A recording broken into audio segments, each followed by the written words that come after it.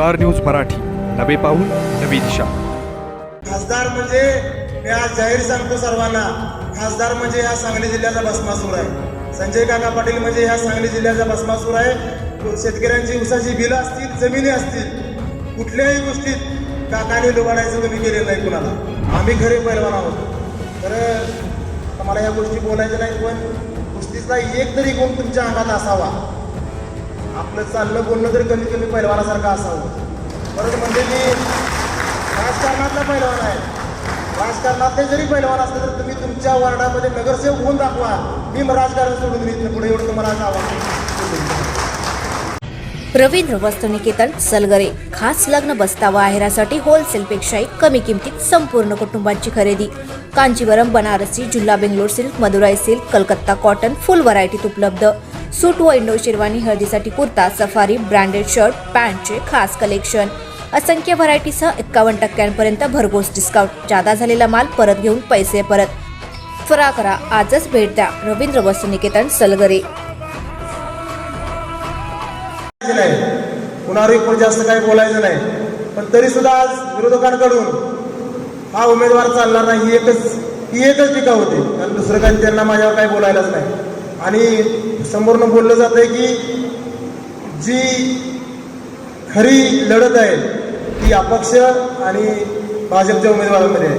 आणि खरं ती बोलते, ती खरं बोलते। माझी लढाई तुमच्या बरोबर नाही, तुमची माझी बरोबरीच होऊ शकत नाही। कारण तुम्ही ज्या ज्या गोष्टी आज जिल्ह्यामध्ये केलेल्या आहेत, आज अपक्ष उमेदवाराला भाषण सुरू करताना पहिल्यांदा आपल्या आजोबाचं नाव घ्यायला लागतं। वसंतदादांच्या बद्दल सांगली जिल्ह्यालाच नाही तर पूर्ण महाराष्ट्राला आदर आहे। आभाळा एवढं नाव वसंतदादांचं आहे, पण त्या वसंतदादांचं नाव आज घेतल्याशिवाय तुम्हाला भाषणाला उभा राहता येत नाही। सुरुवातीला आजच्या वृत्तपत्रामध्ये मी अनेक ठिकाणी वाचलं की वसंतदादांच्या नातवाला सांगली जिल्ह्यातील जनता विजयी करेल। आता तुमचं कर्तृत्व काय आहे? तुम्ही जिल्ह्यासाठी काय केलं आजपर्यंत? किती संस्था चालवत्या, किती संस्था बंद पाडल्या, ह्या गोष्टीविषयी काहीतरी बोललं पाहिजे। का फक्त एकच म्हणायचे की हा उमेदवार चालणार नाही, मग आमची शर्यत ह्याच्या बरोबर नाही?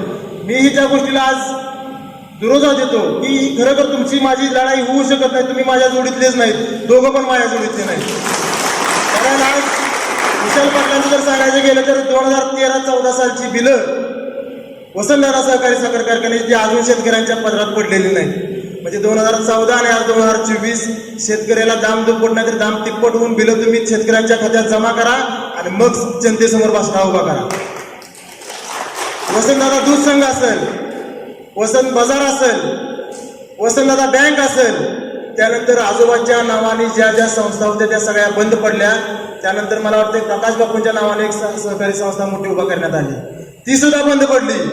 म्हणजे वडिलांच्या नावाने जी संस्था चालू केली ती सुद्धा बंद पडली। त्यानंतर आजोबा आणि वडिलांच्या नावावर ज्या संस्था बंद पडल्या, त्यानंतर भारत देशाच्या नावानं इंडिया का भारत अशा नावाची कुठेतरी एक संस्था स्थापन केली, ती सुद्धा बंद पडली। साधा घराच्या समोर असणारा पेट्रोल पंप सुद्धा तुम्हाला चालवता आला नाही, तो सुद्धा मधल्या काळामध्ये सील होता। तुमची नैतिकता नाही की समोर जनतेसमोर यावं आणि आपण मतं मागावीत, काहीतरी 5 वर्षातली कारकिर्दी सांगावी। आज उभं राहिलं की वसंतदादांच्या नातवाला जनता विजयी करेल, हा एकच त्यांच्याजवळ होत आहे।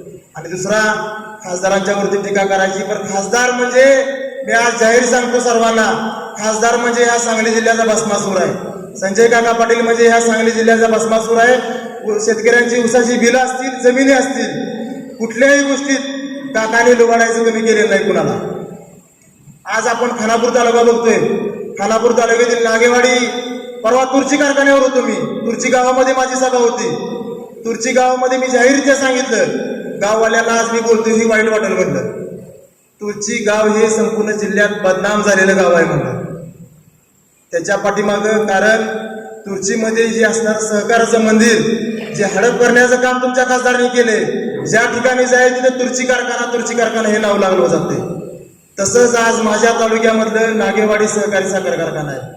त्या नागेवाडी सहकारी साखर कारखान्याची बिलं मिळण्यासाठी शेतकऱ्यांनी कुठल्या स्टेजला गेले, आज माझ्या महिला भगिनींना तासगाव शहरामध्ये डोक्याचं टक्कल करून फिरायची पाळी आली आहे संजय काकांमुळे। माझे बंधू असतील, तिथले शेतकरी बंधू असतील, त्यांना उघडं होऊन तासगाव शहरामध्ये मोर्चा काढण्याची पाळी ही फक्त महाराष्ट्रामध्ये, फक्त आपल्या सांगली जिल्ह्यामध्ये ही घटना घडलेली आहे। आणि तीही माझ्या खानापूर तालुक्यातल्या जे सहकाराचं मंदिर उभा केलेलं होतं, स्वर्गीय संपतराव नाना असतील, स्वर्गीय अनिल भाऊ बाबर असतील, यांनी जे अतिशय कष्टानं जे उभा केलेलं यशवंत सहकारी साखर कारखाना तो कशा पद्धतीनं बदनाम झाला हे सर्व तुम्ही सर्वांनी उघड्या डोळ्यांनी बघितलेलं आहे.